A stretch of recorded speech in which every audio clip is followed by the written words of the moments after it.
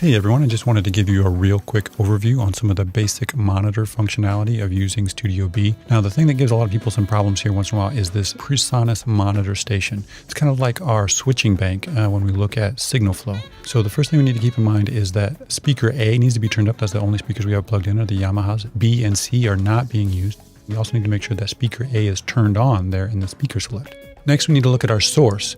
And we have two sources. One is the iMac and one is the Avid 003. We can leave both of those on if we want, but sometimes one gets shut off for one reason or another. So make sure that whatever you're trying to listen to, whether it's the 003 or the built-in output, is turned up and it's selected.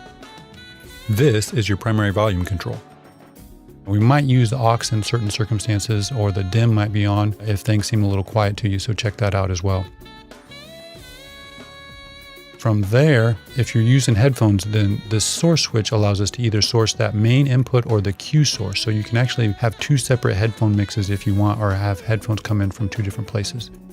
Now, one last thing to keep in mind is if you're not getting sound in here is take a look at the back. There actually shouldn't be anything plugged into the main or the cue outputs, but speaker A, that's where things are going. Now, the next thing we need to look at is the Avid 003. First thing you need to do is make sure it's turned on. And when you first turn it on, that red mute light is going to be on. So hit that, make sure that goes off. And then you need to check and make sure that the monitor level is up. That monitor level feeds the Presonus Monitor Station. So you need to make sure both of those are turned up if you're having a problem hearing things. From there, the next thing we need to think about is the Playback Engine, just like in the lab and everywhere else. In here, the options are Avid 003 and built-in output.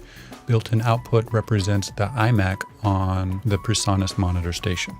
The last thing we need to look at is the universal sound settings for the Mac if you want to use QuickTime or iTunes. So to do that, we'll start by going to the top left and go to System Preferences, and then go and click on Sound. And from there, again, our options are Avid 003, and the setting will say Headphones, which will then feed iMac on the Presonus Monitor Station.